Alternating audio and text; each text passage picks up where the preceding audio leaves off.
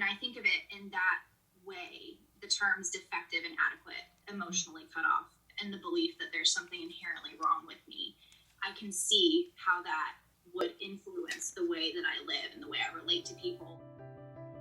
Hey everybody, and welcome to a special episode of Wednesdays with Watson. We are in a series of episodes in our season 3, which we are calling Trauma, Spaces, Places, and ACEs. And so we are focusing on one of the ACEs that many have found helpful in helping them process trauma, and that is the Enneagram, which simply is a tool and is not the Holy Grail. But when we focus it and we combine it with a gospel-centered approach, it can really be effective to help us understand how we behave, what drives our fears, what drives our motivations, but more importantly, how we can get better, especially in the presence of trauma. So today we have Type 4, and this is my friend, Rachel Odom. Rachel, welcome to the podcast. Thank you for having me. Well, we are so excited to have you, and so as we dive right into the Enneagram 4, the first question I want to ask you is, what is your favorite thing about how God made you? You know, I'm pretty funny. And like the type of funny where I don't really have to try, it kind of just happens. I really stink at telling jokes, but physical comedy, it's kind of like the Lord just wove that into my personality. So I really love that and getting to make people laugh. Yeah, I love that. And, you know, one of the things, Crissy, that we mentioned and that Karissa mentioned about the Type 4 that is so true about you, Rachel, is usually Type 4s are incredibly creative. And so I love that about how God made you, actually. Yeah, it's a blessing and a curse. Just because it's definitely mostly a blessing, just because perspective on things, and I have ideas for like painting is my big thing. So I get some pretty cool ideas for painting and just how he likes to. And it's funny because I paint whatever the Lord tells me to paint. So rarely the ideas are ever from me; they're always from the Lord. I love that. That's amazing. Yeah. Yeah, I love that. And Crissy, you probably see a little bit, since I'm a 2 in health when I go to 4. Do you find me more creative? Yes, definitely.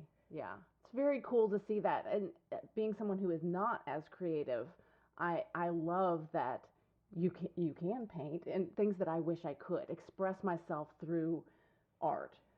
So it's really cool to see different personality types. Yeah, and especially it's cool to see you use it as you process some trauma too. So I love that. Well, let's dive right in here, because I know listeners are very interested. And so I loved the pre-interview. We had some really cool conversations back and forth, and the core fear really resonated with you. And so I want to read that core fear of the Enneagram Type 4 as Karissa explained it to us on that episode. The core fear of the Enneagram 4 is feeling inadequate, flawed, or emotionally cut off. Can you explain to us and tell me, because I loved the organic nature of the way when you and I were going back and forth, of how this core fear really resonated with you? Yeah.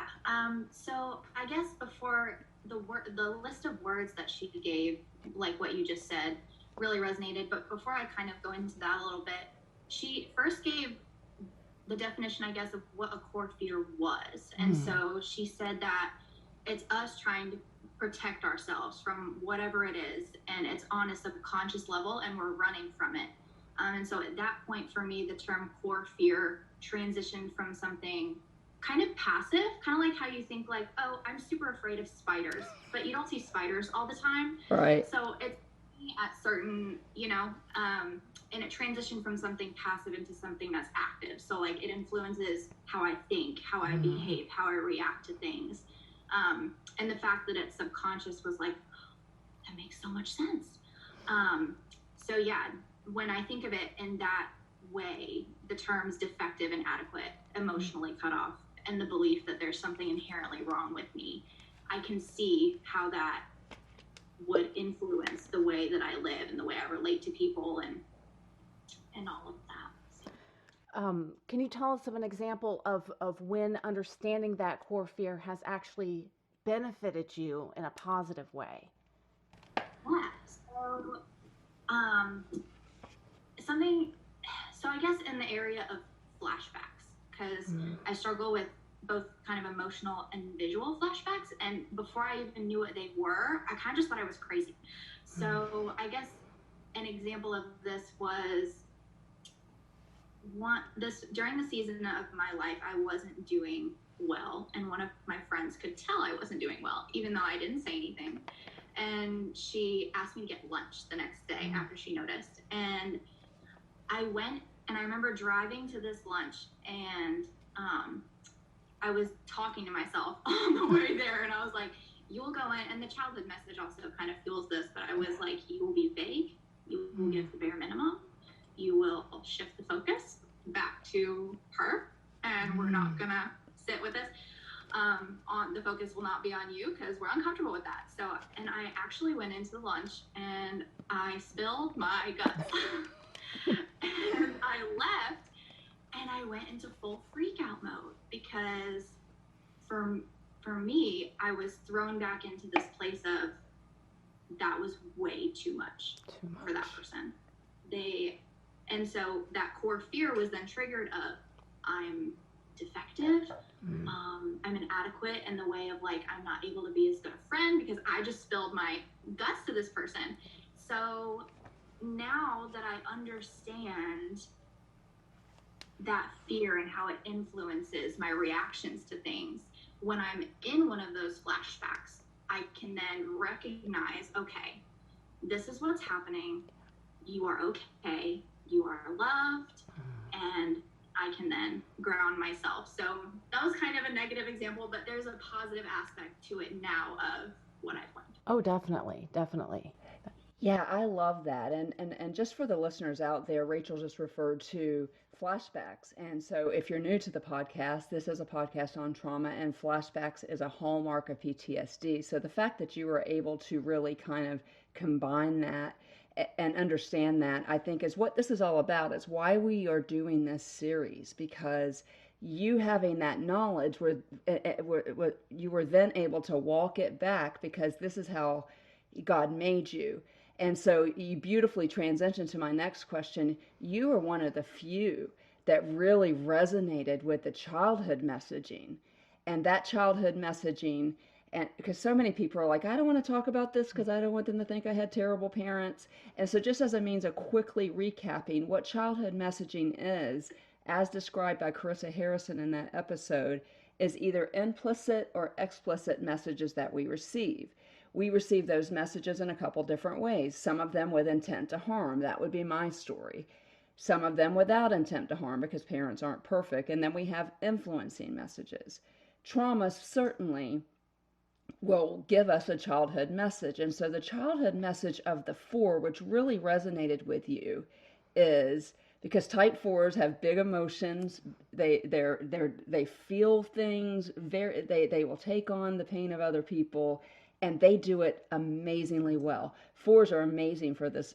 They're a lot of fun too, right? Because everything is big, right? And everything is just like, I want it all. I want all the feels as the Enneagram 4. But so that's how God made you, and you're in His image and your Psalm 139ness. But the message that you received was, it is not okay, basically, to be who I am, right? It is not okay to be too much or not enough. This resonated quite a bit with you. And so I am wondering, because you mentioned something, and I'm going to give you the mic here for a minute, because after having understood that, you realized that you yourself and your creativeness had created what you said as a happy medium.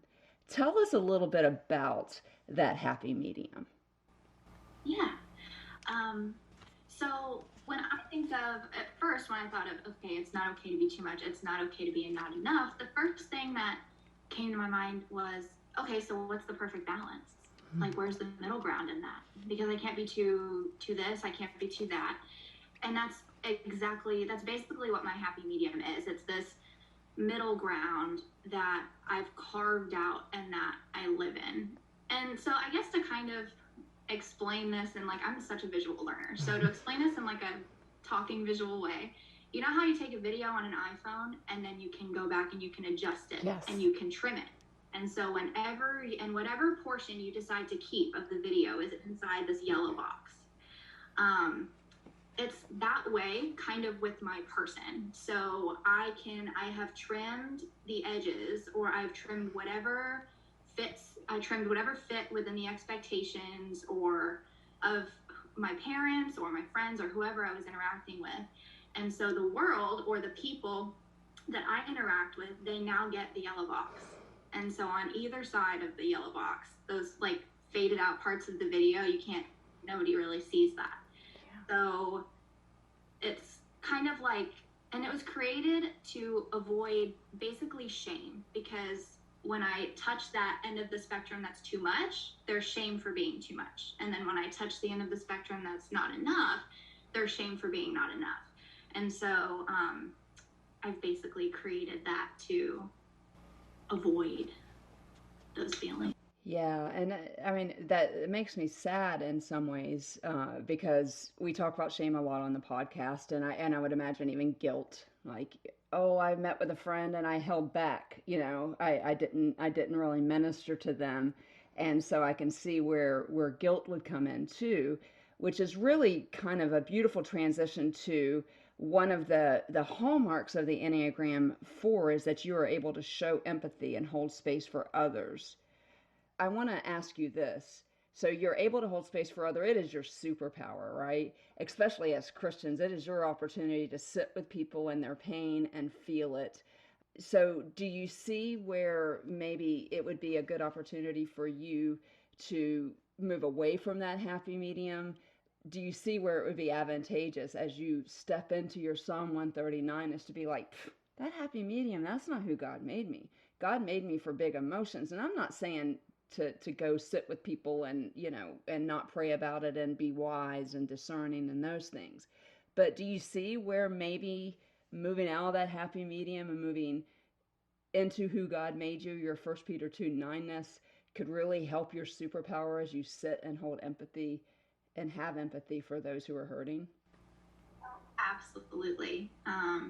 The Lord has already presented me with opportunities, and by His grace, I had the strength to act on them and step into those opportunities, and the ministry that came out of that, and the connection with people, and even some healing that came, was absolutely, worth stepping out of that happy medium for. Perfect. I'm so happy to hear that as your friend and as somebody who just prays for you and really has had an opportunity to mentor you.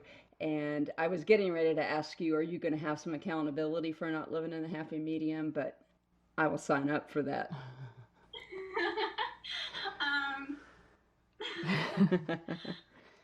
In the pre-interview, you had mentioned that it's kind of like a 20-sided dice, being a 4. And so I really want listeners to understand what you're talking about there, because it really is your ability to hear and understand and feel everyone's emotions is a superpower. But there's also the 20-sided dice that I think is what causes that to some degree. Yeah, and I think one of the things that you mentioned, which will lead us into the next question, is I want you to tell this story because I can't tell it any better. So the 20-sided dice plus being a 4 plus trauma. Yeah. The mic is yours, my friend. Y'all have to bear with me for all of the visual analogies. So yeah, the 20-sided dice thing. So imagine if everybody starts their life with like this perfect round ball, and then the ball just starts rolling, and the dents and dings and that can be put into the ball are wounds, hurts, and trauma, what have you. Your ball isn't going to stay perfectly round for very long, because it's just, we live in a broken world, in a fallen world, and that's the result of that. You're going to be hurt and wounded. But for complex trauma survivors, a lot of the times those wounds and hurts are across a deep and broad spectrum. And here's a personal example. So I've been exposed to both prolonged repetitive trauma and single event trauma. So for the complex trauma survivor who can't help her reactions or behaviors because a fear is activated or a message has been repeated, I can sit and hold space with her because I understand what that's like. And I can see past the surface when to others it may look like she just wants attention. But on the flip side, for a single event trauma survivor who may experience visual flashbacks and potentially feel dumb because it was a one-time occurrence, I understand that too. So I can sit and hold space with that person as well in their anxiety about it and remind them that it's okay in context of what their flashback is about and help them ground if needed. And so my myriad of experiences has, plus my emotional depth, allows me access to a lot of different perspectives emotionally on a deep level. But I also have sides on my dice that aren't even trauma informed. So like, and fours are super empathizers, regardless of whether they have a ton of trauma or not. And I guess here's an example of that. So I was a nanny for an infant for a few months, and I was with her for 10 hours a day for 5 days a week. And it was so hard. But because of that experience, I now have a side on my dice that empathizes with stay-at-home moms because that job is so hard and they are so amazing for what they do. So yeah. How does it affect you? You empathize with others when they share. Do you take on those burdens? Is it hard for you? Do you carry that weight? As what we love you because you listen to us and empathize with us, but do you go home feeling that burden? I used to, yes. I used to take it all on and kind of just shoulder it myself, and it made me very tired and very weary because I was walking around with my own burdens and my own struggles, and then these people I love are all struggling, and so that would kind of just put the rocks in the backpack. But one thing I've really had to learn and get a hold on over the years is giving them to the Lord. It doesn't mean I can't feel them. It doesn't mean I can't love them or pray for them, but the Lord shoulders that burden with me, and he is the second oxen in my plow. And so we shoulder that together, and there's so much power in that because there's prayer, and the one who's shouldering it with me is the one who I pray to. So he understands all of that and strengthens me as well. So it's seriously leaning on the Lord and staying in tune with him. Yeah, for sure. And you just kind of alluded to a verse that's mentioned so many times on this podcast. Maybe the most mentioned verse is Hebrews 4:15, that we do not serve a high priest who is unfamiliar with our sufferings. And one of the things that I would just love to encourage you as your friend and your mentor is John Eldredge said, and this is literally, he came out with this book, it's called Taking Back Your Life, right before the pandemic. And he said, we are not made to take on the troubles of the world. Instead, we are meant to take on the troubles of our village. And so just when, as a 2, I get a little bit of that. So when I'm healthy, I go to you. So 2s go to 4s and healthy. And so I absolutely have, and I will take on the pains of other people. And I will never forget talking to a mutual friend that you and I have, Cheryl Rice, who actually brought this John Eldredge quote to my forefront. It was like, Amy, you are not meant to take on the pain of all the things. I almost mentioned some things, but make sure that you're taking care of your village. And so I'm glad to hear you say, look, and I love that visual, don't you, Crissy, of the 2-sided oxen. Yes, yes. I never knew what an oxen was until my counselor literally has one in his office. I was like, what is that? And it helped me understand Matthew 11:28 a little bit better. I was like, I'm a city girl. I'm sorry. I don't know what an oxen is. And so, but one of the things, too, that I wanted to ask you is you and I talked about, and people can hear this in your voice, in Genesis 1:26 and 27, God made us in his image. And so this incredibly empathetic person that he made you and that he made me, he did that on purpose, right? In Psalm 139, we see that, too. And so one of the things that you and I talked about is understanding that core fear that we talked about at the beginning. understanding the childhood messaging that you received, that it was not okay to be you, basically. It was not okay to have the big emotions. It was not okay to sit and empathize with people. It simply was not okay. But there's been freedom and the understanding of how God made us, especially when trauma is present, right? Rachel, would you agree with me? And Crissy, I'm going to ask you this question too, because you've had trauma. On a basic level, have you been able to process your trauma better because you understand how God made you? Yes. How about you, Chris? Oh, definitely. Yeah. So it certainly helps us understand, and as we pay attention to how it affects us. Can you tell us a little bit about the freedom that you feel? And I think people are hearing it in your voice, but talk to us about, do you remember a before and after? Like, I feel way more free now that I understand how God made me, versus, like you were talking about earlier, the guilt and the shame. Can you explain some of that freedom and understanding how God made you? That I think a lot of my freedom has started personally with my relationship to myself, because that was a very strained and hateful relationship for a long time. And so, and I like alone time. I live alone. I do kind of like, so I have a lot of time to think and just talk out loud. And so when that relationship with myself was strained and hateful, time alone was very exhausting, because my brain would just go, Right. and repeat failures and all of these things. But now, in light of how God has made me, and it's such a work in progress. I am by no means like completely free. Healing is such a process.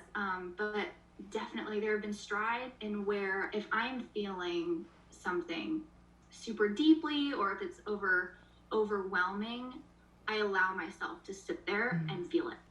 And I allow myself to process whatever comes with that. So if I'm feeling overwhelming sadness, I now allow myself to cry. Or if I'm feeling overwhelming anger, I now go to God in my anger. Versus before, I felt guilty about going to God in my anger, because I was like, he doesn't deserve that. Even though I wasn't really mad at him in the first place. Yeah. He still doesn't deserve that negative emotion. There's been freedom in just going to him with who I am, because he, even though sometimes it may feel like nobody else feels things as deeply as I feel things, or nobody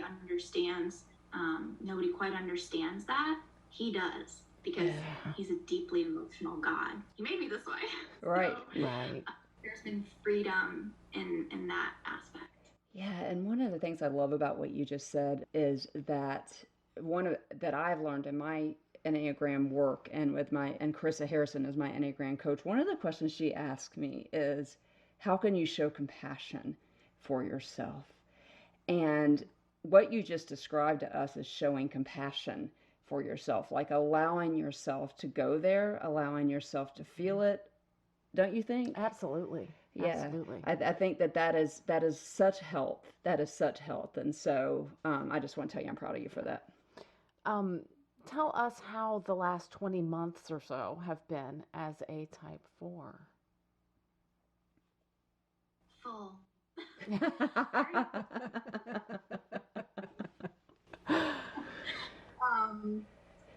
Yeah, for someone who feels things deeply, there were times in the past 20 months where I convinced myself we don't feel anything at all.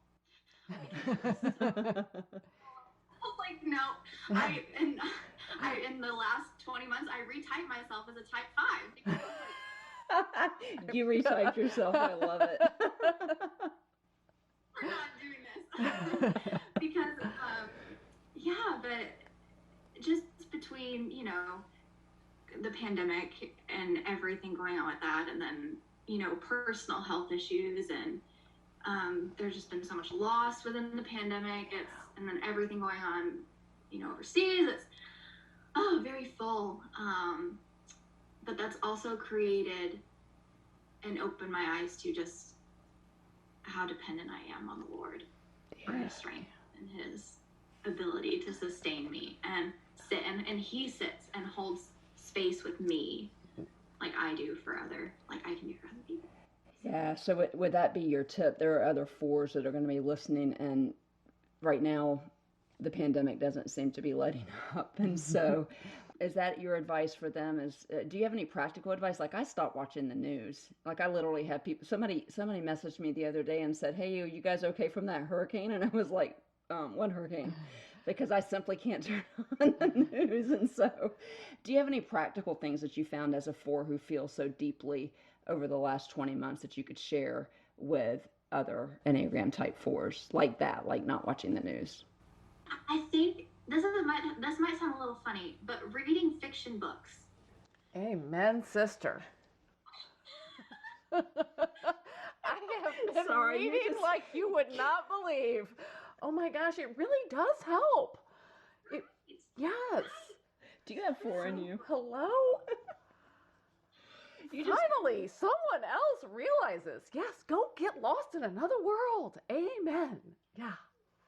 Yeah, you're speaking our language. See, I'm a nonfiction. Yeah. I read both, but I don't know why. But she gets lost in all the real stuff, and I'm like, dude, let's leave the real world and go to our fictional world. Yeah, it's so true. I have to be like strengthened for fictional or nonfiction books. Yes. I love being informed and I love the information, but ain't nothing like fiction. That's hilarious. Yeah, I've been trying to get her to read The Body Keeps the Score for, I don't know, 2 years. A little over a year. Yeah, she's read. 20 pages we're really good. That's hilarious. Let me ask you this. I love this question. It's actually Crissy's question that I'm asking. But what do you wish that the world knew about type fours? And more specifically, for those people out there listening who have type fours in their lives, how can we love you and do life, I'm going to say better, assuming that we're not doing it well, but... Yes, and I have one add-on to that. Okay. Yes, is how can we help you step out of the happy medium and be who you are on the daily? How do we help you thrive? What would you say to your friends and family? So, what I wish the world knew, and this is just off of my experience personally, if you have type fours in your life, I know we can seem self-absorbed sometimes, but it's because we have a big inner world, like really big, and it needs to be taken care of, just like any other human. But sometimes we can get stuck and distracted by, something we found from 9 years ago, or just whatever is going on. But I promise it's not with ill intent. Yeah, I think that's really important to note. If you love a four, they've got a lot going on inside. Yeah, because you're like me, you're in that center of intelligence in the heart. And so be kind to fours. I think I'm answering the second part of Crissy's questions for you. I'm thinking along the lines of allowing big emotions and being participating and saying, and if you're sobbing because it's been a really emotional, don't say, okay, calm down, you're fine. Instead, embrace it and say, you're feeling so much, and coming alongside, what are the things that make you feel validated rather than, okay, let me get back into my happy medium. And I think that the obvious answer is prayer too, right? Yeah. Prayer, and this is real simple. Listen. Because a lot of times we are very self-aware, and so we know and understand what's going on in here. A lot of times we keep it inside because we're afraid of being too much, or in that, not enough. So allowing space for just like, hey, I can tell you've got a lot going on right now. If you need a pair of ears, I'm here. Yeah. Some of my closest friendships, they just come in and they sit on my couch and will just let me go for like however long. And a lot of times we don't need somebody to fix our problems. I feel like that's a little bit intimidating when approaching a four, because it's like, oh, they have such big emotions. I don't know if I can help them in an adequate way. But just by listening and sitting and being present is such a big help, because that in and of itself is allowing us to be who we are just by getting it out, and we are feeling it all in the process. So yeah, and then in the process of you listening, or whoever listening, we then have that open door to reciprocate, because now there's that emotional connection, versus if we hold it all inside, we are deeply emotional, but a lot of times that stifles our ministry because nobody else really knows that, because we keep it all in. So that's really helpful, especially to sit and listen, because I'm a fixer. And so to understand that the real need is to be heard, and to sit, listen, let all those emotions out. And I feel it, like you talk about the balloon, letting some air out of the balloon, so that you do have room to empathize with the next person or the next situation, but not just rushing in with, okay, we'll fix it with this, and this, but listen, sit, listen. Yeah, and I think that listeners out there, I think sometimes we could be ugly. One of the things that Rachel said to me when she read about the core fear is, well, and I quote, "Nobody likes that." And so you created the happy medium. Well, as we move towards the end of the podcast here, Rachel, I want to tell you that everybody wants that. I want a 4 in my life that can empathize with me. If I have 4 friends, and clearly I have you, type 4, as well as others. And again, I want to really, really stress that we don't think that the Enneagram is a holy grail, but we absolutely believe that even in this work, as we have prepared for 9 interviews, it has been really cool to watch people as they prepare for the interview really step into who God made them and understand that, oh, and I get a lot of me too. And so is there anything else that you would like to share with Enneagram Type 4s out there? And I might add, with or without trauma, but you and I share quite a bit of, we both have a significant amount of trauma. This is a trauma podcast, though this is a special series in understanding ourselves. But any parting words to Type 4s out there that are listening? You just did a pretty good job of telling them to listen to us. And so, but we were going to, I think, guys, pray for Type 4s. Pray for their hearts. Be accountable with them so that they don't take on too much. Yeah. The only thing I really want to say is that I see y'all, Type 4s. Yeah. God sees you. And he wants you, and he does not think you are too much. And he doesn't think you're not enough either. Right. He sees you as his child, made in his image. And to quote Crissy on another podcast, are you going to look at God and say, this is horrible what you made? And so if you're a Type 4 out there, you are enough. We love you. We see you. We hear you. And so as we end the podcast here, thank you guys so much. Tune in a couple of weeks for the next Enneagram Type, which is Type 5. But Rachel, before we do that, I have something I want to tell you and everybody listening. You are seen. You are known. You are heard.